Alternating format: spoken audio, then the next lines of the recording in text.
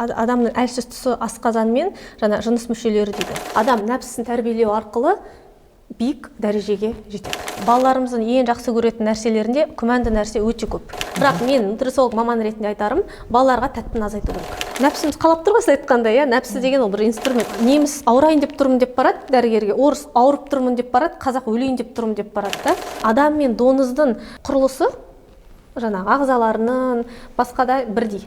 Негізі мұсылман адамға қарын болуы ол дұрыс емес нәрсе екен. Қарын ол нәжіс дейді. Ер адамның табысты болуы әйелге байланысты. Неге? Себебі ер адам емес, әйел адам ғой кухняның хозяйны дейді ғой. Доңыз жейтін халықтардың ер адамдары әйелді қызғанбайды екен. Өйткені доңыз жалғыз жануар екен, өзінің ұрғашысын қызғанбайтын.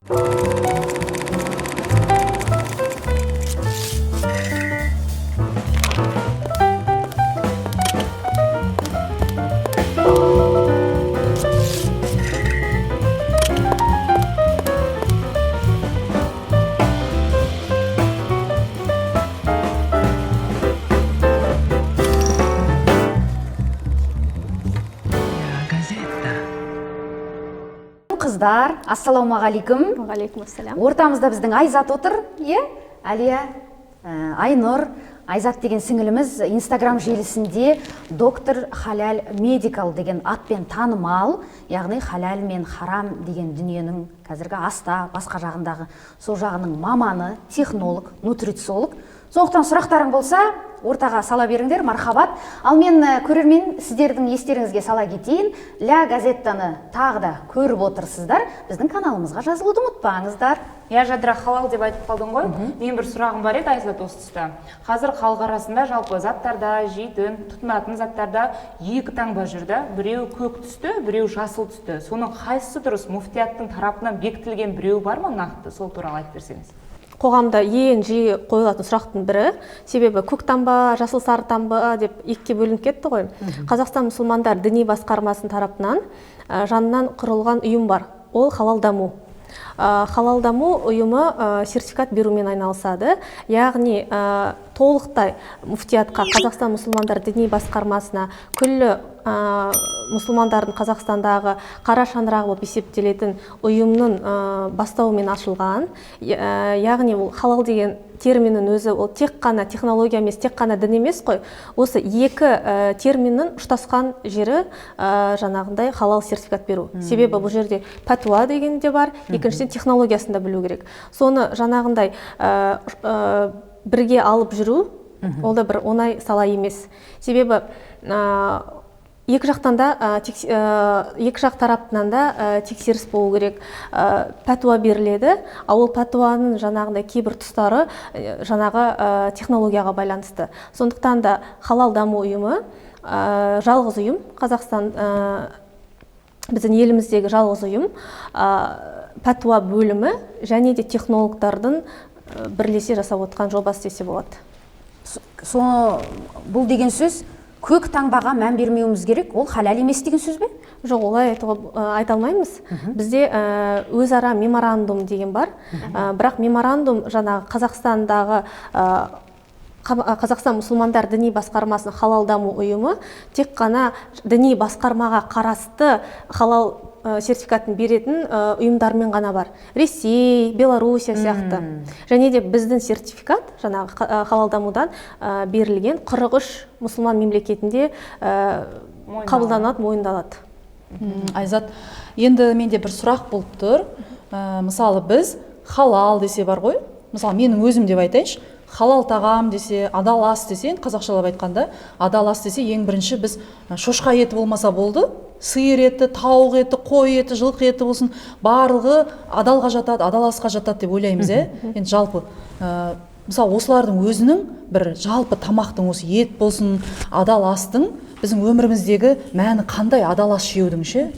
Бұл тұста біз мұсылман болғандықтан, Алла тағаланың мойындағандықтан Алла тағаланың әмірін орындауымыз керек. Бізге Алла тағала айтқан, мұсылманның дұғасы қабыл болуы үшін асы адалынан болу керек. күмәнді не адал емес арам ас ішсе адамның 40 күн дұғасы қабыл болмайды.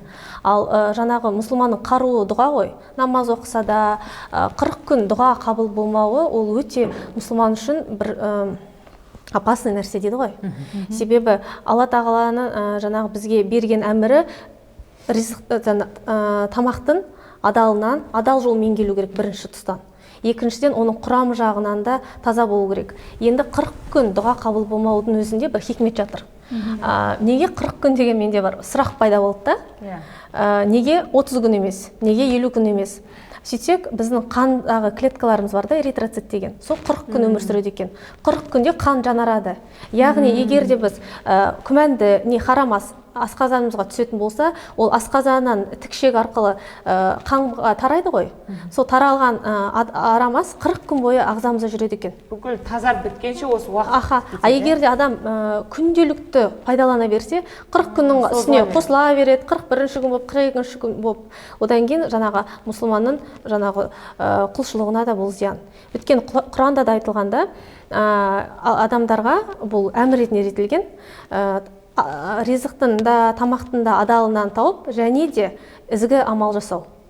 Мысалы, Құранда бұндай қателіктер жоқ қой. Ізгі амал жасауды бірінші қойылмаған емес, жаңағындай адалынан жеуді ең бірінші жаңағы тұсқа қойылған. Енді адал ас деген бұл қайдан бастау алады? Иә? Біздің негізі нәпсі деген нәрсеміз бар ғой. Ең сондай ағзадағы, біздің адам баласындағы нәпсі деген ол тамаққа байланысты екен. Осыған қатысты бір жақсы қиса бар да, нәпсіні айтады екен да, Алланың мойында дейді екен да, Құдайды бар екен мойында дейді, ол мойындамайды екен. Одан кейін нәпсіне тамақ бермей қояды екен. Одан кейін жаңағы нәпсі қиналып бітеді, тамақтан аш болған кезде ғана мойындайды екен да. Ол нәпсі деген үлкен инструмент та, және де нәпсіні жаман жоққа деп шығаруға болмайды. Ол біздің бізге берілген инструмент. Не жақсы болуға, не жаман болуға. Мысалы, осы тұста, Айзат кешір, ана бір сөзде бар ғой, нәпсінің хақысын беріп тұру керек дегенше, ол осы тамақ тұрғысынан да байланысты ғой, тағам тұрғысынан да. Мысалы, қатты шектеп жібереміз кейдеше, осы тұрғыда да нәпсінің хақысын беріп тұру керек дегенді естігенмін де, соны айтып жатырсыз ғой, сіз түсінгенім. Бұл нәпсіні тойдыру. Қатты бір тойдырып жіберуге де болмайды, қатты бір жаңа қыса беруге де болмайды деп соны айтып тұрсыз ғой. Бұл тұрғыда мен нәпс неден бастағым келіп тұр? Біздің бірінші адам, бұл өмірде Алла тағаланы жаратқан Адам алейхиссалам, иә? Адам атаны жаратқан кезде Алла тағала оған не берді? Жәннатты берді.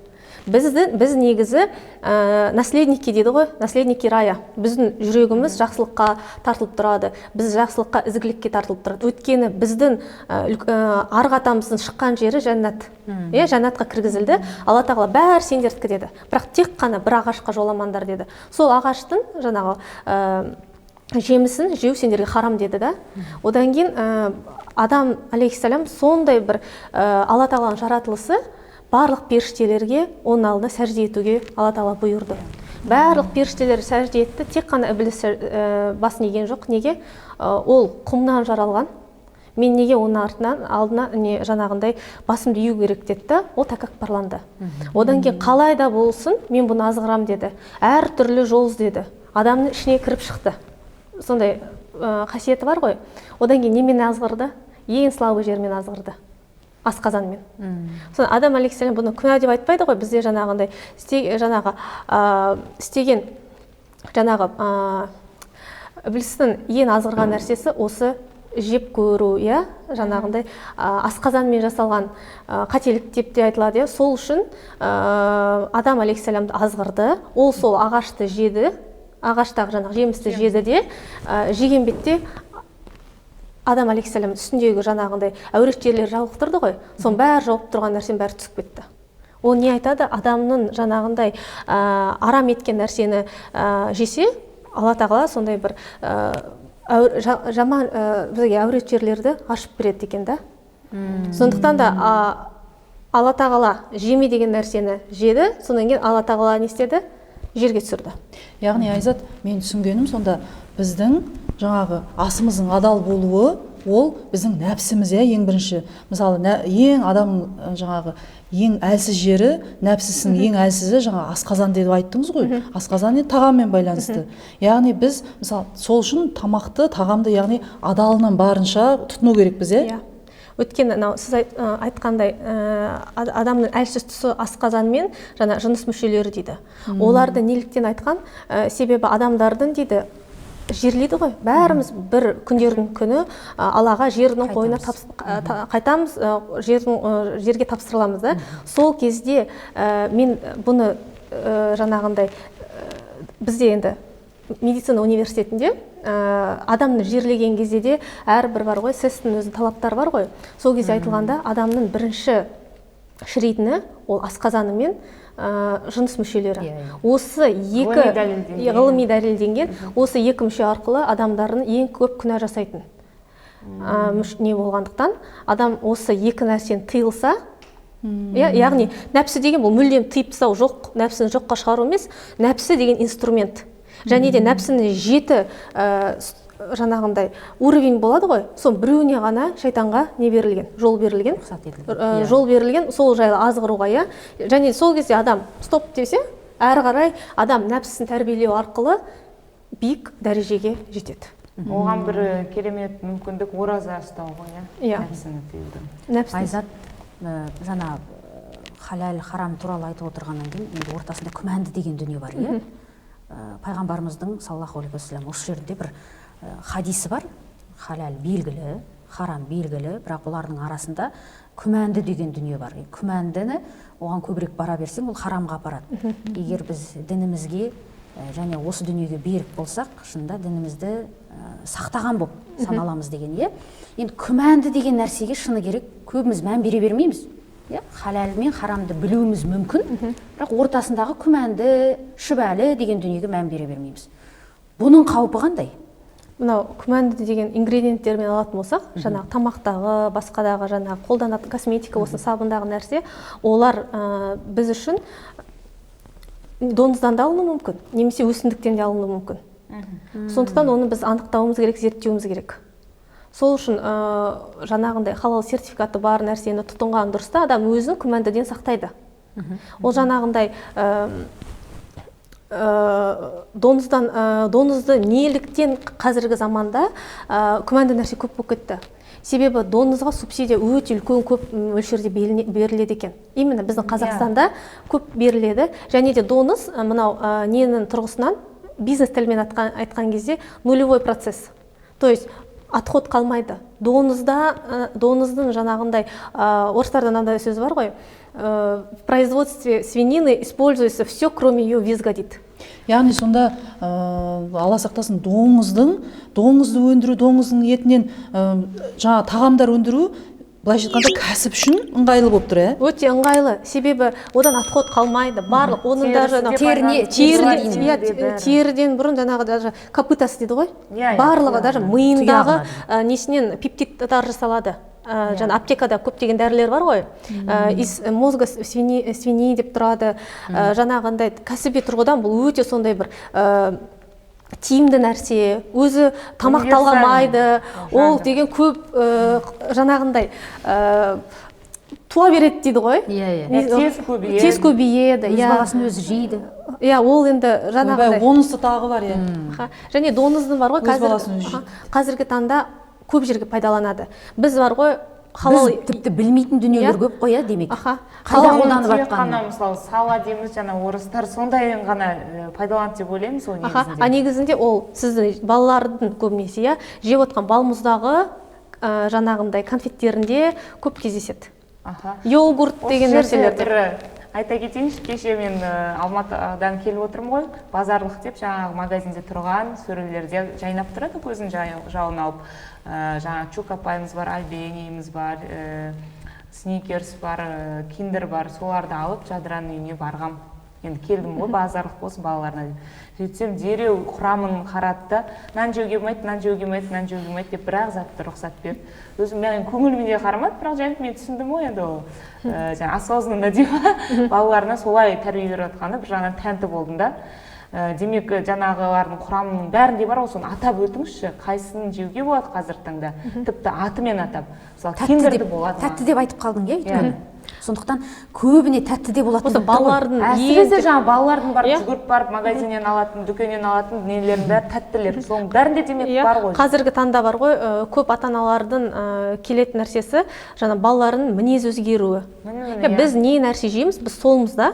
Енді мынау балаларымыздың ең жақсы көретін нәрселерінде күмәнді нәрсе өте көп. Жаңағы кәмпит болсын, мороженое болсын, чупа-чупстар болсын, иә. Және де сол жегенде олардың бала өзі өседі ғой. Өскен организмға не керек? Жаңағындай топливо дейді ғой, жаңағындай жейтін нәрсе. Қуат көзі керек. Соны жаңағы жеген кезде біз балаларымызға ішін немен толтырып атқанымыз маңызды болу керек та. Себебі мы то, что мы едим деген сөз бар ғой. Қазіргі таңда мынандай нәрсе көп болып жатыр. Сәл тақырыптан айтып кетейін. Медицина саласында қазіргі таңда менің көптеген әріптестерім айтады, қыз балалардың, жаңағындай ұл балалардың жыныстық жетілуі дейді ғой. Солар ерте болып жатыр. Егерде бұрынғы заманда 13-14 жасында қыз балалардың жаңағындай ағзасында өзгерістер болып, жаңағындай половое созревание болса, қазір 9 жас, 8 жастан ерте даму болып жатыр. Оның барлығы неден? Ғалымдар зерттесе, барлығы тамақтан екен. Қазіргі даже шетелден келетін тауықтарға көптеген гормон роста қосылады. Гормон роста деген өсу гормоны жаңағы тауықтарға еккен кезде олар тез өседі. Егерде бройлер тауықты өсіруге, мысалы, 4-5 ай уақыт кетсе, гормон роста берсе, 1-2 айда тез өседі. Одан кейін ол тез өседі, сүйектері әлсіз болса да, жаңағындай соны біздің балалар жейді. Және де біздің балалардың қазіргі таңда байқасаңыздар да өз жастарынан үлкен көрінеді. Міне қайда жатыр, көп дүниені білмейміз. Мысалы қарап тұрсаң, ол шикідей пайдаланбаймыз ғой біз оларды, көбінесе пісіреміз, жаңағы қуырылған не болса, сонда ол демек ол ГМО дейміз, ішіндегі күмәнді нәрселер өлмейді ғой. Жоқ. Адамға тікелей өтеді ғой асқазан арқылы. Ол қайнау арқылы, оның тек қана мына водородный максимум связь ғана бұзылады да, болды. Ол сол қалпында келеді. Жаңағындай харам ол тек қана доңыз ғана емес, егерде ол арам жолмен өлген сиырдың еті, қойдың еті болса да, бисмиллясыз сойылған, және тауықтардың дұрыс емес шариғат талаптарына сай емес бауыздалса да, оның барлығы қанша жерде қайнатып пісірсеңіз де, ол өзінің бастапқы несін өзгертпейді. Достар, маңызды осыны кәдімгідей көкелеріңізге құйып, немесе бір жерге түртіп алыңыздар. Және Айзат мүмкін болса, жаңағылардың атауын осыларды ажырату үшін қандай бір сайттар бар ма? Біз қайдан білеміз ол? Харам ба, халал ма? Өйткені бәрінде халал деген сертификат ұрылған бар, көгі болсын, жасыл түсті болсын. Одан кейін, мысалы үшін ажыратып жатпайды ғой, бала баратта ала береді оны. Мысалы тәттілер. Өзімізде жаңағы Қазақстан мұсылмандары діни басқармасының тарапынан жаңа ашылған халал даму KZ сайты бар, халал гайд деген приложение бар да. Қосымша бар, астына берейік сол нелерді. Ссылкасын беріп қойып. Сол арқылы қарап тексеруге болады. Бірақ мен нутрициолог маман ретінде айтарым, балаларға тәттіні азайту керек. Себебі тәтті деген нәрсе, ол жаңағы аппетитті бұзады. Қазіргі таңда балалардың көп қозғалыс жасамайды. Көбінесе гаджетпен, үйде телефонмен отырады, таза ауаға шықпайды, ет жемейді. Тіпті семіздікке ұшыратады ғой. Әсіресе мен байқаған осы карантин кезінде бәріміз үйде қамалдық қой. Сол кезде балалар семіріп кеткен, өзім туыстарым балалар көп болды. Оның барлығы жаңағыдай тәбетті жоғалтады ғой. Одан да үйде құрма алған дұрыс. Және кәмпит жегіңіз келе ме? Құрманың түр-түрін алып қойыңыз. Әжуа, жаңағы сукари дейді ғой, түрлері өте көп та. Кепкен жемістер дегендей. Кепкен жемістер, ол сіздің жаңағындай нәпсіміз қалап тұр ғой, сіз айтқандай, нәпсі деген ол бір инструмент. Оны болды, сен тәтті жемейсің десеңіз, ол да қиын. Қатты қысып тастауға да болмайды деп естігенмін да мен. Оны бірақ та бос жібере салуға да болмайды. Оны былай узичкада ұстау керек дейді ғой. Жаңа аттың басын ұстағандай. Атты да байлап тастамайсыз ғой мүлдем. Және бос жібере салмайсыз. Соның басын ұстайсыз да, тізгін тартып тұрасыз. Мысалы, кәмпит жегіңіз жаңа шоколадтардың орнына дүкенге барған кезде чокопайлардың орнына жаңағыдай құрма, өзі хадисте бар ғой, кепкен жемістер, құрмасы бар үйде жаңағыдай береке бар. Адам және таңертең 7 құрма жесе, әжуа келтіреді, оны сол күні қандай да бір түссе де ағзасын оны алмайды дейді, сақтайды. Бұлардағы өте дәлелденгенде пайдасы, жаңағыдай тәттілердің енді құрамында күмәнді нәрселердің барлығын мынандай деп санын айтпай қойып, жаңағы біздің сайт бар, қосымша бар, соларда барлығы бар. Ең басты желатин көрсеңіздер, кармин көрсеңіздер, ондай нәрсені алмаған дұрыс. Міне, кармин, иә? Ең қауіпті дүниенің бірі желатин және кармин. Кармин деген бір қызыл қоңыз ғой. Қызыл қоңыз, иә. Йогурттарда, қызыл түсті тәттінің бәрінде сол бар. Сол кактусқа жақсы және өседі ғой. кока-колада бар деп естігенмін мен деп антиреклама жасап жіберсең. Кока-коланың Өзімізде шығады ғой деген әңгіме туады, иә? ингредиенттің бірі деп айтады ғой енді. Негізі қазіргі таңда сыртында жазылмаған, бірақ та заң бойынша дейді, егер де бір пайыздан аспаса, оны жазбауға болады деген нәрсе бар да. Заңдық тұрғыдан біз ештеңе істей алмаймыз. Бірақ заңдық түрден де құрамын қарасақ та ода жоқ қазіргі таңда. Бірақ та өздері официально ответ берген. Бірақ мен халал харам тұрғысынан емес, тағы да денсаулық тұрғысынан. Неге? Себебі денсаулық аманат. Мысалы, мен сіздерге бір қазір камерасыз бір нәрсе айтайыншы, қыздар аманат деп. Сіздер оны ешкімге айтпайсыздар ғой. Себебі аманат деген сөз бар да, бірақ Алла тағала біздің денсаулықты бізге аманат ретінде беріп тұр. Ертең Алла тағала бізге бұл тене біздікі емес. Бізге уақытша пайдалануға берілген дүние, және де осы Алла тағаланың алдына барғанда бұны біз қалай дұрыс пайдаландық па, дұрыс пайдаланбадық па. Сіз машинаны прокатқа алыңызшы автоцентрдан бір күн айдауға. Бір жер сырылып қалса, не істейсіз? Сіз төлейсіз ғой штраф. Сол сияқты денсаулық аманат. Өкінішке орай бізде мынандай тенденция бар да. Неміс ауырайын деп тұрмын деп барады дәрігерге, орыс ауырып тұрмын деп барады, қазақ өлейін деп тұрмын деп барады да. Бұл енді бар ғой бізде менталитетте қалып қойған нәрсе. Ауруды соңына дейін апарып, жаңағындай дәрігер ретінде айтарым, ауруды жеңіл және де арзан емдету. Яғни қазақтың өзінде сөз бар ғой, ауру астан деген. Яғни сонда Айзат, біздің түсінгеніміз кармин деп нақты ингредиенттердің арасына жазып қоймайды, құрамына. Жоқ, жазылады. Кармин немесе Е120. Жазылып тұрады ол. Е120, жаттап алыңыздар, Е120. Е476 деген дүние бар. Е476 ол бар ғой, күмәнді. Сол көбінесе халал сертификаты бар заттарда тұрады, содан кейін бізге сұрақ қойып жатады, қалай сіздер сертификат бердіңіздер деп. Жануардан бе әлде өсімдіктен бе деген. Біз оны бар ғой, жаңағындай лаборатория арқылы анықтаймыз. Ол неден алынған? Ол жаңағы өсімдіктен, соядан, басқа да бір неден жоқ, лецитин емес, полиглицерид. Моноиздиглицерид болады, рұқсат етілген. Айзат, жаңа айтып қалдың ғой сөзің арасында. Тұтынатын заттар, косметика құралдар деп ше, халал сертификаттар бар деп. Мысалы, мен де сол нәрсеге басында қабылдай алмай жүрдім да, қыздар. Адал, арам деген нәрсе тек қана тағамға байланысты емес пе деп ше. Енді өзіме қатысты айтып жатырмын. Енді тек қана тағамға байланысты деп ойлайтынмын мен басында. Ал қазір қарап тұрсақ, косметикаға да адал жаңағыдай сертификат беріліп жатыр. Сосын тұтынатын күнделікті затымыз, кір жуатын зат болсын, қолданатын, басымыз жуатын не болсын, сосын бетімізге жағатын жаңа кремдер болсын, жақпа майлар, барлығына сертификат беріліп жатыр. Сонда ол не? Ол нәрсе адамға терімен немесе бастың жаңа несімен бірдеңе беріледі ма? Ол зиян заттар. Порлар бар ғой, егер микроскоп арқылы қарасаңыздар, біздің тері демалып тұрады. Сол тері арқылы сабында бар ғой, доңыздың майы болса, ол 28 секундта ағзаға түсіп кетеді екен. Талават натрия деп тұрса, ол да жаңағындай животного происхождения жир бар деген сөз. 28 секунд. 28 секундта жаңағы поры арқылы ағзаға өтеді екен. Және де бар ғой, доңыз ол харам әрі нәжіс. Біз енді мұсылман болғандықтан, біз дәрет алғандықтан, онымен намаз оқимыз ғой. Ол біздің қолымызды жудық, жаңа кремді жақтық, әртүрлі. Ол бізде қалады, ол нәжістің үкімі, оны тазалау керек қой. Сіз енді дәретіміз қабыл болған жоқ деген сөз бойынша. Дәретің дұрыс емес, демек ар жағында құлшылығың да. Ол мысалы сіз бар ғой, мысалы намазды мүмкін анадай шынымен трансқа кірмей, мысалы, берілмей оқуың мүмкін. Соның бәрінің әсері ғой енді былайша айтқанда. Бұл арам, адалды ажырату, ол құлшылыққа тікелей байланысты. Мысалы, сіз бар ғой, нәжіс деген нәрсе, жаңағы доңызға айтылған, жаңағыда шарапқа, ол бар ғой, сіз зәрмен дәрет алғандай бір дейсіз да, солар тисе. Сіз енді өзіңіз просто сол зәрмен құлаққа да жаман естіледі.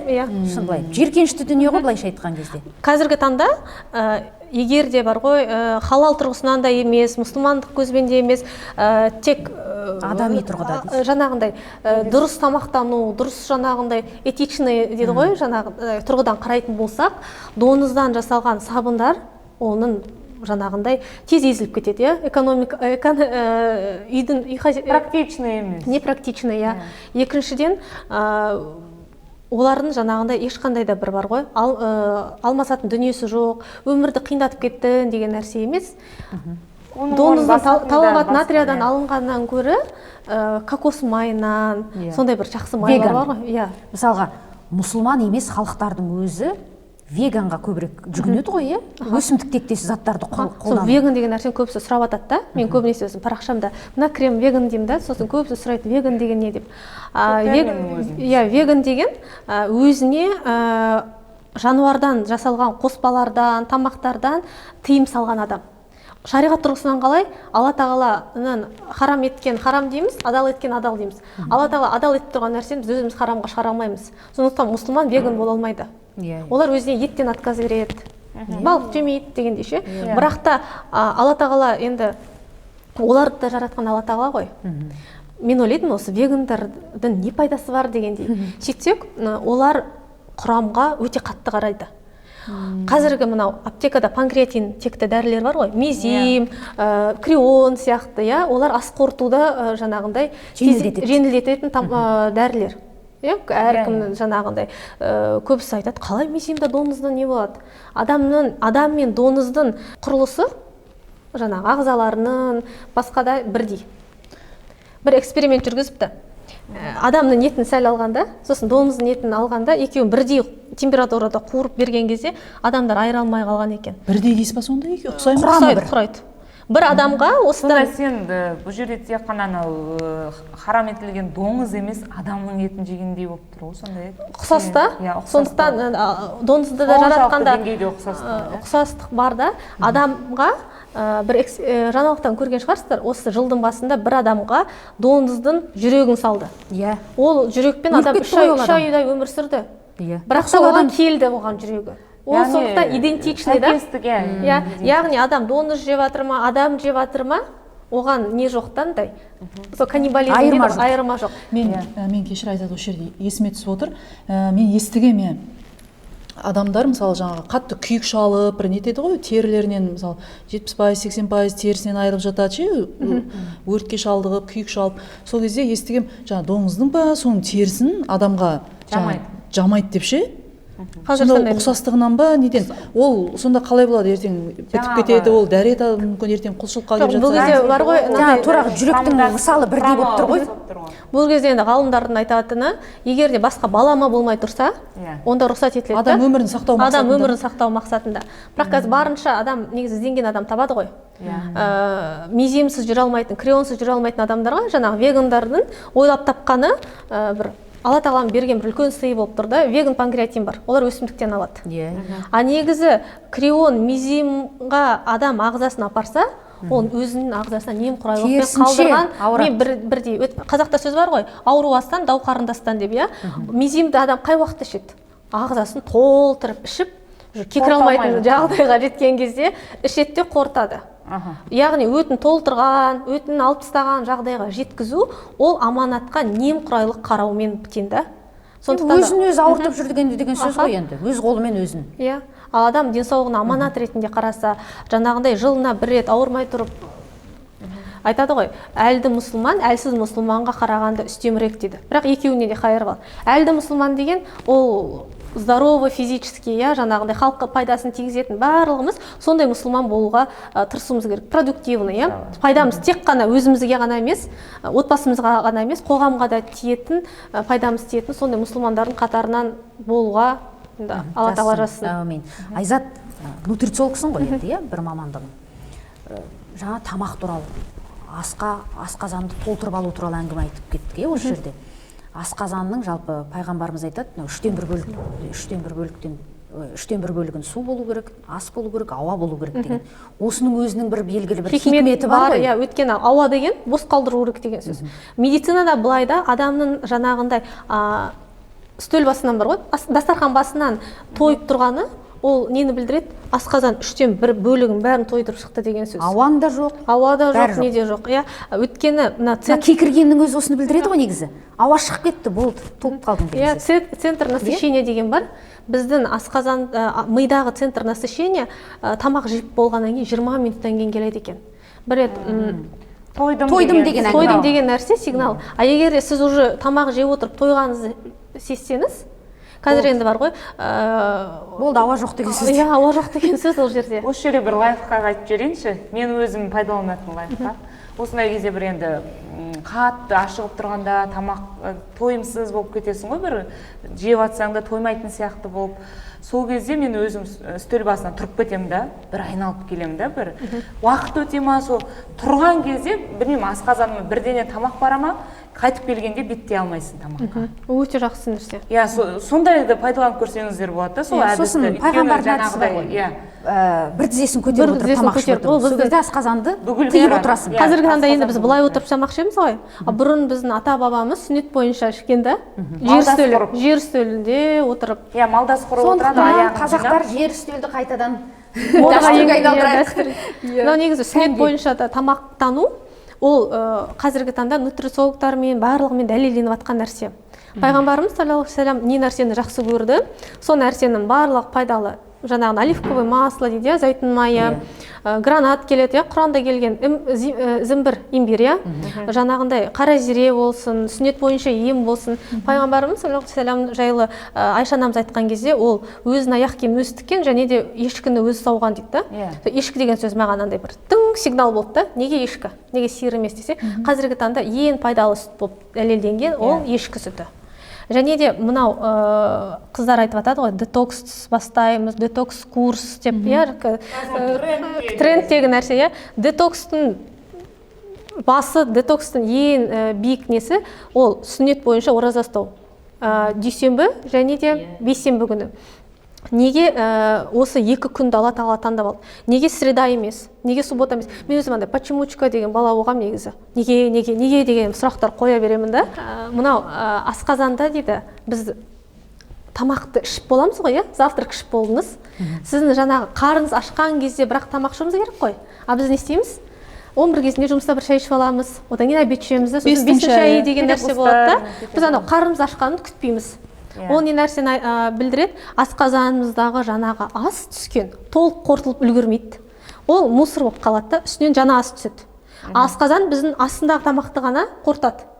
Сонда адам дейді да, жаңағындай асқазаны мусор жиналады өзі. Считайте, мусор не переваривается астындағы. Үстінен жаңа тамақ түсті, Және де адамның асқазанында дейді 3 күннен артық қорытылмаған тамақ тұрса, ол детокс болады екен да. 3 күн деп айтылған. Ағзаға у болып тарайды. 3 күннен артық сонда тұра беретін болып тұр ғой, Ол тұра береді. Өйткені сіз бар ғой, қарнымыз ашпай тамақ жеуді біз әдетке айналдырдық қой. Енді қараңыз, сіз понедельник күні аш жүрсіз. Сіз жаңағындай 3 күн бойы жинаған нәрселеріңізді Алла тағала жаңағы бізге күндізгі уақытта адал еткен нәрседен біз өзімізді тыямыз. Онда қазір хикмет айтып өтем. Одан кейін бар ғой, вторник, среда тамақ ішеміз. Тағы толып қалды. Тағы толды, четверг. Тағы тазартамыз. Ораза ұстаймыз. Пятница, суббота, воскресенье 3 күн ішеміз. Понедельник тағы да ораза. Бітті. Ешқандай детокс терапия, өзі есебімен де. Ешқандай жаңағындай детокс курстар сатып алып керек емес та. Енді Айзат осы жерде жаңа айтып қалдың ғой, адам қарны ашпай тұрып тамақ жей береміз деп ше. Енді сонда қарны ашу үшін, жаңа тамақ толық қорытылып біту үшін, сіңу үшін ағзаға оған неше сағат керек, неше уақыт керек? Тоймай тұрсақ, жаңа завтрак іштік, обедке дейін уақыт жүріп, таңғы астың уақыты қанша сағат нешемен арасы болған дұрыс деген сияқты? Таңғы асты адам ұйқыдан оянады ғой, сол бір жарты сағаттың ішінде асқазанға ас түсу керек. Содан кейін мысалы түскі асты арасы қанша уақыт болу керек?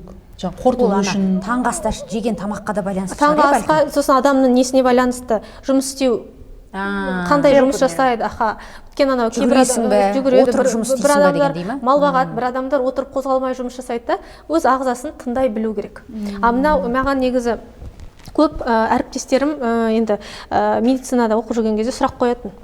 Сендердің оразаларың қызық дейді. Күндіз ой тамақ ішпесіңдер дейді, түні бойы тамақ ішесіңдер дейді да. Неге дейді? Давай дейді, мен былай ораза ұстаймын дейді. Мен түні бойы бар ғой дейді, аш жүрем дейді. Сөйтіп тамақ ішетін уақытта дейді. Күндіз бойы тамақ ішемін дейді да. Енді соны зерттей келсе, мына біздің ағзада мынандай нәрсе бар, циркадный ритмы. Біз өзіміз ұйықтап жатсақ та, күннің шығысымен ағзадағы барлық процестер қосылады екен. Күннің уақыты шықты, иә, таң уақыты шыққан уақыт бар ғой, имсак дейді ғой, иә, күннің шығады. Сол кезде біз ұйықтап жатсақ та, бізде ағзада лизосома деген клеткалар бар. Мындай өзімен өзі тамақты қорытып жүретін. Пакман ойында бар ғой, алдына нәрсені жей беретін, иә. Ол не істейді? Ол іске қосылады. А біз ол кезде не істейміз? Өзімізді тамақтан тыямыз. Сосын ол қорытатын тамақ, қорытатын жаңағындай субстанция болмағандықтан ол алады да зақымдалған клетка, раковые клетки, әртүрлі сондай бір керек емес мусорды жейді. Және де ол жұмысын аяқтау керек қой. Ол жұмысын қашан аяқтайды? Күн батады ғой. То есть циркадный ритм уақыты біткен кезде. Сол кезде біз адам сияқты таңертең тұрып жұмысқа шығады дейсіз ғой. Біздің ағзамыз бар ғой. Біздің еркіміз жүрмейді. Сіз қаласаңыз да қаламасаңыз да қазір жүрегіңіз соғып тұр. Сіз тоқтай тұр деп айта алмайсыз, иә? Ерік бере алмайсыз. Сол сияқты ағзада да мынандай процесстер жүреді. Функциялары, әр нәрсенің өз функциясы бар, сол жүре береді. Сол жапон ғалымы осыны зерттеген ғой. Зерттеу барысында ол ислам қабылдады. Өйткені мұсылмандардың жаңағындай оразасы Нобель сыйлығын алған, Йосинори Асуми деген, өзі сондай бір нұрлы жүзді оразаны дәлелдеген кісі ғой. Ол оразаны дәлелдеймін деп нетпеген, ол жаңағындай фагоцитозды зерттеген, самопожирание клетки. Соны зерттей келе адам зерттеу арқылы әр нәрсеге жаңағындай зейін ашыла береді ғой. Сол кезде ол неге неткен ораза мұсылмандардың оразасына келген кезде ол таң қалған. Ораза Рамазан айындағы ол бізде сухой голод. Яғни біз өзімізді судан да құрғаққа шығу. Құрғаққа шығу, сол кезде бар ғой бізде ағзада тазару басталады. Рамазан айында адам күнәсінен тазарады. Сонымен қоса ағзасындағы жаңағы енді бір жыл бойы тоқтамай тамақ ішеміз ғой біз. Сонан кейін бір передышка алған кезде жақсы. Бірақ та оразада ең басты ниет түзу болу керек. Мен ағзамды детокс жасаймын, тазалаймын деген ниет болса, ол адам тек детокспен ғана алып шығады. А адам ораза ұстап, менің ниетім Аллаға жақындау, Алланың әмірі болғандықтан, ол сауапты алады. И плюс бонус ретінде денсаулығын дұрыстайды. Рухани һәм физиологиялық тұрғыдан таза. А понедельник, четверг деген бар ғой, жаңағы дүйсенбі, бейсенбідегі оразаның жаңағындай сауабы да бар. Және де ағзаға осындай пайдасы да бар. Негізі мұсылман адамға қарын болуы, ол дұрыс емес нәрсе екен. Қарын ол нәжіс дейді. Неге нәжіс десеңіздер, мынау асқазан жолдарында енді білесіздер ғой, не нәрсе толтырып тұрады. Ол нәжіс нәрсе, боқ қарын деген сөз қазақтың сөзі. Оны ғалымдар нәжіс дейді. Оны бар ғой, жаңағы қозғалу керек, адам ағзасына жаңағындай физический нагрузка по-любому болу керек. Өзіңіз жаңа айтып отырсыз ғой, жүгірумен айналысамын деп, ол өте жақсы нәрсе. Жаңағындай ағзаны өйткені қазіргі жұмыс тәртібіміз, күн тәртібіміздегі көбіміздің жұмысымыз отырып істейтін жұмыс болып кетті ғой. Даже бізде паркинг деген нәрсе бар, машинамен келеді, сол паркингтан алады да лифтпен көтеріледі. Адамда күнделікті бізде тіпті бар ғой, 5000-6000 шақтыда қадам дейміз ғой, соны да орындамаймыз ғой. Тіпті қазір бәріміздің астымызда машине, балаларымызды да машинемен тасимыз мектепке, балаларымызға дейін жүрмейді ғой. Біздің мектепте жаңағы дене шынықтыру пәні де жоқ. Керек десеңіз. Мынау жүру деген нәрсе ол үлкен бар ғой, нығмет десек болады. Өйткені біздің ағзадағы 80% токсиндар бізде лимфада екен. А лимфаның шығатын жері жоқ. Мысалы, басқа да бір протоктар болады ғой, өттің протогы болады, бауырдың протогы болады, бірақ та барлық жаңағындай токсиндардың 80% лимфада. А лимфада шығу жолы жоқ, оны тек қозғалыста ұстап тұру керек екен. Айзат, жаңа айттық қой, негізгі мамандығыңыздың бірі нутрициолог деп ше. Менде мынандай бір сұрақ болып тұр да. Қазір енді оны мойындауымыз керек, ренжісін, ренжімесін. Бір ай оқиды, 2 ай, 3 ай оқиды. Өзіміздің Қазақстанда, жақын шетелдерде оқып келеді, сертификат алады, нутрициологпын дейді, подписчик жинайды, әдемілеп жарнамасын жібереді, сөйтеді, не істейді? Мен сендерді арықтатамын, өйтем, бүйтем дейді да, жаңағы қарындарыңды кетірем, ананы кетірем, сап-сау боласың деп, жаңа детокс жүргізем дейді да, халықты нетеді, онлайн отырып ше, онлайн отырып, экранның ар жағынан емдейм дейді, ішіңде жараң болса да қатыса бер, тасың болса да қатыса бер дейді. Талайынан мысалы біраз адамдар қатысып сөйтіп, одан жаңағы артық қылам деп тыртық қалап жатқандар бар да. Ал сол үшін енді өзім ойлаймын да, жеке өзімнің пікірім, негізі нутрициолог болу үшін 1 ай, 2 ай, 3 ай деген жеткіліксіз сияқты. Дұрыс айтасыз. Ол бір терапевт па, бір дәрігер, сіз ұқсап ше бір негізгі мамандығы бір дәрігер болу керек сияқты. Өте орында. Қазіргі неде жаңа инфо-цыгане дейді ғой, ақпаратты басын оқып алады да, одан кейін жаңағындай жарнама сату. Менің көптеген университетте бірге оқыған қыздар бар, жаңағындай 5 жыл, 7 жыл университетте жүріп, адам физиологиясын оқып, одан кейін бірақ барып нутрициологияның курсы емес, полный оқуын оқыса, жаңағы 1 жылдық оқу, мен өзім оқып жатқан жерде 1 жылдық болады, кейбір жерде 2 жылдық болады. Жаңағындай экзамендарын тапсырып, одан кейін бірақ адамдарға айтса, ол өте орынды. Айтады ғой, қазақта мақал бар ғой, қасапшы сой, шымшық сойса да қасапшы сойсын. Сондықтан нутрициология ол адамның ағзасымен жұмыс істегендіктен, менің ойым медицина білімі болу керек. Сол ғой айтып тұрған, мысалы, оның үстіне онлайнда бір офлайн болса мейлі да, алдына келіп, тексеріп, ана несін көріп, ал экранның ар жағында отырып алып, телефонның ар жағында отырып алып, неше жүздеген, мыңдаған адам жинап қойып, жаңағыдай қылып, білмеймін енді, ол енді менің ақылыма сыймайды өзім жеке. Енді онлайн деген қазіргі таңда бар ғой, мұсылман дәрігерлері мысалы аз болып тұр ғой, олар экран артынан бірінші не береді, зерттеулер береді. Қан тапсыр, УЗИ өт, одан кейін бірақ жаңағындай нәрселермен назначение беруі мүмкін. Бірақ та ең бірінші дәрігер ма, дәрігер емес па, сол несіне қарау керек құжатына. Дипломы бар ма, оның біліктілігі неше жыл оқыды, қай жерде оқыды, жаңағы тәжірибесі болса тіпті жақсы. Сосын барып сіз құсап нутрициологияны зерттей келе, айлап емес, жылдап мүмкін зерттей келе, сосын барып ағзаның құрылымын біліп, ішкі құрылыстарын, мүмкін болса терапевт болып, сосын барып келсе дейсіз ол салаға. Осознанно келсе, сонда уже жаңағындай на профессиональном уровне болады ғой. Кәсіби түрде. Ол кәсіби түрде қарайды, егер де өті болса, өтінде тас болса, онда кейбір жаңағындай детоксын заттары рұқсат етілмейді ондай адамдарға. Содан кейін жаңағындай неге де қарау керек? Тамақтануды да дұрыстау керек. Біз енді мұсылман болғандықтан бізге назначать ететін лекарство, жаңа дәрілердің құрамы да адалынан болғанын сол жағында қадағалау керек. Бұл кезде сосын нутрициологтан бөлек БАДы деген бар ғой, биологиялық активті добавки, белсенді қоспалар. Белсенді қоспалар. Мысалы мен өзім анам үнемі сол пайдаланады да, жаңа Гербалайф дейміз, қандай не шығар. Сол үнемі өзін поддерживать дейміз ба, адамдар сол өзін сөйтіп сондай БАДтармен пайдаланып жүрген қаншалық дұрыс. Ол бір сол кезде бір эффектісі болатын сияқты, оны қойса қайттан мысалы азам деп арықтаймын деп бастаған адамдар керісінше толып жатады, немесе солай дұрыс па, кейде мынандай да нәрсе болды. Енді екі жағы да бар сияқты мен өзіме, өйткені осы жаңағы аты жаман ауыр бар ғой, коронавирус кезінде анам альхамдулилля жаңа ауырған жоқ, неткен жоқ, өйткені өзі де айтады да, сондайларды көп ішемін ғой мен деген сияқты несі бар, өзінің ұстанымы бар. Енді бұл себеп бірақтан енді сонда бір жаңағы айдың арғы жағында бір мысалы БАДтың да халалы бар ма деген сияқты, оған да сертификат беріле ма?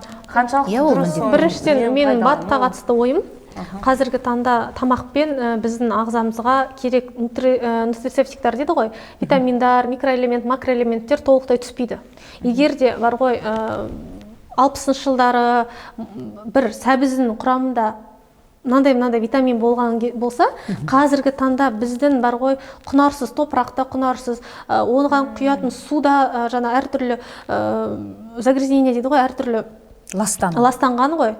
Солда екі сәбізді эксперимент жүргізген кезде құрамына қазіргіде ешқандай витамин, ешқандай дәрумен жоқ екен. Құнары жоқ та. Сондықтан да қосымша ағзаға көмек ретінде биологиялық белсенді қоспаны қолданғанды мен қолдаймын. Айзат, бірақ жаңағы биологиялық белсенді қоспаны бей-берекет жыл 12 ай тоқтаусыз іше беретіндер бар. Бағана өзің анализ туралы айтып қалдың ғой, қан талдамасы туралы. Мысалға бізде көбіне жетіспейтін дәрумен түрлері бар, D3 деген секілді, магний, ферритинге, темір жетіспеушілігі деген дүние көп бізде, соларды осы жетіспейді десе болды, іше берет бей-берекет. оның да белгілі бізде бір жаңағы сетевой мөлшерге маркетингпен жеткізу керек қой. айналысатын тәтелер бар ғой, өзі дәрігер болып кетеді ғой, өзі отырып алады да, сен мынаны жыл бойы аш дейді. әсіресе жаңағы д3 Аха. күн жарқырап тұрған біздің оңтүстік жақтың бәрі д3 іш деп сондай. Жоқ, д3 бар ғой, күн шығып тұрсын, күн нетіп тұрсын, ол біздің ағзамызға жетіспейді. Бірақ оны байқау керек. Тексермей ішпеу керек. Тексермей ішпеу керек. Жаңағы дәрігер нутрициолог сізге айтса, мынандай анализ тапсыр. Одан кейін, мысалы, қазір қанша мен адамды жіберем, бәрінде дефицит. Иә, оның бәрінде дефицит болғандықтан, жаңағы ағзадағы жетіспеушілікті дәрігердің қадағалауымен, өткен ол 100-ден асып кетсе, допустим, ағзада, ол уже кері әсерін өткеді. Жаңағындай из крайности в крайности дейді ғой, жетпесе де зиян, асып кетсе де зиян. Сондықтан да, бірақ та жыл 12 ай дегенде кейбір баттар болады, олар жаңағындай витамин емес, натуральный жаңағындай С қосып витамин, жаңағындай нелердің источник дейді ғой, ағзада күнде 12 ай ішуге болатын дүниелер бар, иә демек. Оны бірақ дәрігер сіздің тұрғылықты мекен жайыңызға қарай, сіздің жұмысыңызға, мысалы, адамда напряженный нервный жұмыс болса, оған айтады, сен мысалы көктем, қыс мезгілінде балықтың майын омега-3 іш дейді. Жаңағындай магний кетеді, ондай адамдарға магний іш дейді. Физический нагрузка бар адамдарға, допустим, басқа спортсмендерге, мысалы, басқа. Соны еще возрастқа қарау керек. Возрастқа қарай береді да. Соның барлығы балаларға бөлек. Алып мультивитаминді, мынау берді екен, анау айтты екен деп естіп беруде негізі дұрыс емес. Халал харам жайлы олардың жаңағындай сыртқы қаптамасы желатин болуы мүмкін да. Сондықтан да қоспалар сыртындағы несі желатин сондай болуы. Ішін ішіп сыртында істей салуға бола ма, былайша айтқанда? Жоқ. Өйткені ол тиеді ғой, тиеді. Онда не істейміз, бәрі желатинмен қаптамасы? Халал өте бар. Халал фиш, балықтың. Иә, фиш желатин деген. Фиш желатин, мақұлдаған нелер бар, бірақ та сертификат жоқ өнімдерінде құрамына қарап таңдап алуға болады. Бірақ баламалары бар ғой, мысалға, дозатормен сұйықтық түрінде, немесе капсула түрінде, немесе жаңағыдай балықтың ба басқа бір желатин түрінде деген секілді, е? Жаңағы жетіспеушіліктің бәрі айналып келгенде, анау баяғы айтып кеткен тағамыңызға байланысты болып тұр ғой, ішіп жейтінге, иә? Сол туралы бір не айтайын деп едім, сұрайын деп едім. Мысалы, қазір балаларымыздың есте сақтау қабілеті нашарлап кетті да. Кәдімгі деп, қазір айтып тұрсаң, не айттыңыз деп бетіңе қарап тұрады. Сол жаңағыда ол тек қана бады емес та, ол бір жағынан бадыға да байланысты. Себебі біздің ағзадағы ең майлы орган дейді ғой, ол ми.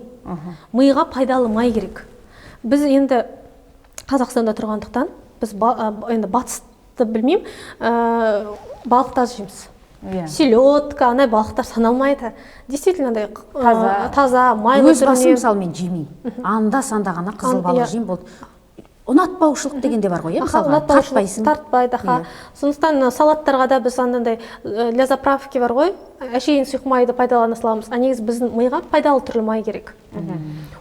Сол майларды жаңағындай рационда болмағандықтан, балалар тем более май жемейді. Байқайсың, май жейтін бала жоқ та. Қазір қойдың етін де жемейді. Соны жемегендіктен біздің балалардың жаңағы миына все-таки әсер етеді. Сондықтан да жаңағы балаларға оқу кезінде, қыс күз мезгілінде балықтың майын берген дұрыс. Одан кейін гаджеттер ойнаған кезде ми өзі жалқау орган. Егер де мидың қыртыстарын дамытпаса, кітап оқымаса, ментальная арифметика, соның барлығымен айналыспаса, ми жалқауланады да, одан кейін ақпаратты, жаңағындай нейронный связи дейді ғой, солардың бәрі дұрыс қалыптаспайды. Сондықтан балалардың бар ғой, есте сақтау қабілеті, постоянно аспанда витать етіп жүру, соның барлығы соған да байланысты. Сондықтан да дұрыс тамақтану, дұрыс қосымша миға да жаттығу керек, былайша айтқанда. Миға да жаттығу керек. Денеңді ғана жаттықтыра бермей, миыңа есеп шығар деген секілді ғой, кітап оқу. Негізі жапондық мен нені зерттеген жақсы көремін, японская методика развития памяти интеллекта деген кітап бар. Өзі сондай арзан тұрады, ол кезде на скорость адамдарға есеп шығару болады. 5 қосу 3 көбейту 7, тез шығарып. Менің бірінші сыныпта оқитын қызымда сондай тәсіл әдістеме пайдаланады мұғалімдері. Кәдімгі үйге А4 және А4 форматтағы неге береді, тапсырма. соны минутқа, кәдімгі секундомер қойып қоямыз да минутқа шығарады. Оңай есеп, күрделі сөйтіп кете береді өзі. Бірінші сыныптың оқушысы. Бірінші сыныптың. Кәдімгі жылдамдыққа оқудан бөлек жылдамдыққа есеп шығарады. Адамдарға бар ғой, қиын есепті басына бар ғой, жаңағыдай аппарат кигіз қойған екен да, жапондықтар оны зерттеген ғой. Қиын есеп береді екен, мидың 1-2 бөлігі ғана жанып тұрады екен, свет болып жанады екен да, қозғалып жатыр. Оқуға берген кезде әрбір жері жанады екен да, енді есеп шығаруды береді екен да, и минутқа берген кезде мынаның барлығы жанады екен. Бізде профессиональный нелер бар ғой, спортсмендердің тренерлары айтып тұрады ғой, сен кардионы былай жаса дейді. Мына жерін жасаған кезде барлық мышцаларын қозғалады сияқты. Сол сияқты бұл миға кардио да. Сондықтан қазіргі таңда бұл үлкен. Жақсы негізі лайфхак ата-аналарға, құлақтарына алтын сырға. Және де Құран жаттап жүрген үлкен адамдарға да біздің адамның жасы келген сайын Құран жаттауға деген зейіні төмендейді. Үлкен адамдарға қиын жаттау да. Бірақ та Құран жаттаудың өзі памятті жақсартады ғой. Бірақ Құранды жаттап жүріп, қосымша жаңағындай есеп шығару сіздің жаңағындай бір-біріне пайдасы болмаса зияны жоқ. Шахмат ойнауда сондай ғой, шахматтың несі. Шахмат ойнаған кезде бар ғой, мынау біз тек қана ходтарды ғана ойлап отырасың ғой, ол кезде де миыңыз. Қазақ тоғызқұмалағы сіз санап отырасыз да? Санау. Есептеп отырасың қосып алып. Жаңа қазақтардың қойшылардың философиясы деп па сондай деген екен ғой, негізі тоғызқұмалақты. Абай атамыз 3 күн 3 түн ойнаған дейді мысалы, тарихта. Бағана айттық қой, жаңа шошқаның еті адамның етін жер деген сияқты. Қазіргі таңда мысалы үшін көп адамдар апатия дейміз ғой, депрессияға түседі. Әсіресе әйелдер қауымында. Жаңа Инстаграмды қараймыз, басқа әлеуметтік әсері бар, соған жаңа тамақтың да әсері бар ма? Өте әсері бар. Негізі бар ғой, әйел адам ғой, үйдің іргетасы дейді ғой, берекесі. Ер адамның табысты болуы әйелге байланысты. Неге? Себебі ер адам емес, әйел адам ғой, кухняның хозяйны дейді ғой.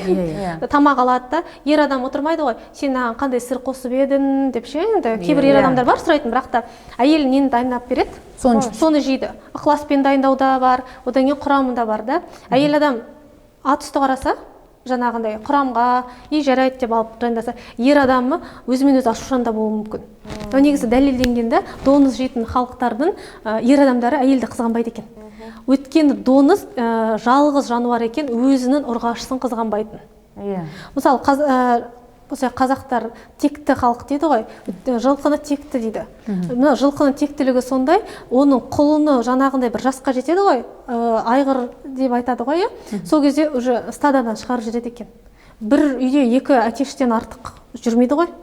Оның жарын басы бір қазанға сыймайды деген сияқты. Бір үйірді бір айғыр ғана үйіріп алып жүреді. Ол біздің табиғаттың сондай бір заңдылығы, бірақ доңызда ондай қасиет жоқ екен да. Және не бар емес болса, қызғанбаса әйелін, қызғанбаса менің үмбетімнен емес. Дайус деген нәрсе де бар. Енді оның қызғанбау қайдан басталады? Бастау қайдан алып тұр? Ол жаңағы тамақтан болып тұр.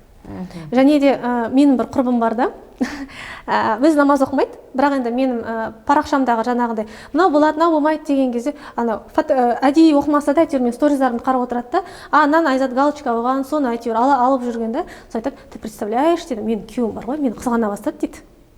Енді сондай тамақ жегеннен бастап дейді. Дұрыс тамақ жегеннен? Что-то маған айтады дейді, что-то сен көйлегің қысқа деп бір рет тойға баратқан кезде дейді. Айтады, арасында андай нәрсе беріп тұрайын ба дейді. Қызғанбау үшін же. Сол бір әзіл болған тұғын. Мен айтам да, ол жаңағындай алан міне осыдан да көруге болады. Таза адал астан, жаңағындай жауапкершілікті. Ер адамның өзінің отбасындағы, әйелінің алдындағы жауапкершілік ояна бастайды. Жоқ, депрессия деп айттыңыз ғой. Тоже ол нәрседе тамаққа да көп нәрсе байланысты.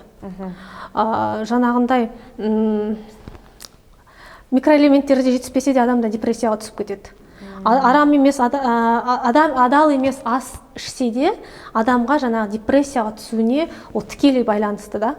Өйткені жаңағындай ты то, что еш деген нәрсені мысалы әр адам өзі ұғынып жаттап алса, ол доңыз тек қана сала және де жаңағындай андай колбасалар болады ғой, доңыз қосылған, сонымен ғана шектелмейді. Ол деген жаңағындай жеп отқан сыр, ірімшік, басқа да сүт өнімдері, жаңа мармелад, конфеттерде де бар екенін біліп, одан жаңағындай, ода доңыз бар, Алла тағала бізге оны жеркеніштетіп қойды, оны бізге одан бізді тыйып қойды. Сол Алланың әмірін орындаса, ол адамға да ол жаңағындай пайдасы тиеді да. Денсаулығына да. Мынау негізі қазақтарда бұрын экзема деген ауру болмаған дейді. Экземасы бар адамдардың жаңағы дейді гистамині көп дейді. Құрамында қанның. Ал гистамин жануарлардың ішінде неде көп? Домызда көп екен. Одан кейін аллергия қазір екінің бір аллергия. Содан да негізі аллергия деген ол қосымша психосоматика, қабылдамау, адамда тәкаппарлық өсіп кеткеннен кейін ол қабылдамайды ғой. Көп нәрсені қабылдамайды да, және де Алла тағала бізді жаңағыдай аурулар арқылы әдемі түрде Алла тағалаға қайтуымызды қалайды. Алла тағала бізді соншалықты жақсы көреді ғой. Біздің тозаққа түсіп кеткенімізді қаламайды да, бізге осы дүниеде барлығын арылып қалуымызды қарайды. Және де Алла тағала осы дүниеде бізді тазартады. Ауру арқылы, сынақ арқылы. Ал жаңағындай аллергия деген қосымша қазір балаларда да өте көп қой. Ол мынау айтады да, мен балам дым бермеймін мынандай. Неге аллергия дейді да? Содан кейін ол карминнан да болуы мүмкін. Кармин өзі харам болғанымен оның дәлелденгені ол еще зиян. Ол аллергия провоцировать етеді. Енді бар ғой, өзіңіз елестетіңізші, кактустардан алады тарақандарды, оны үгітеді, жаңағы неге қосады. Неге именно кармин? Ол шетелден келеді, қазақтарда қолданбайды ғой деген адамдар көп ойлайды. Жоқ, қолданылады. Білесіздер ме неге? Өйткені егер де порошок түрінде оның басқа да бір баламасы бар, бірақ та неге именно кармин деген сұрақ пайда болады. Бізде өспейді ғой.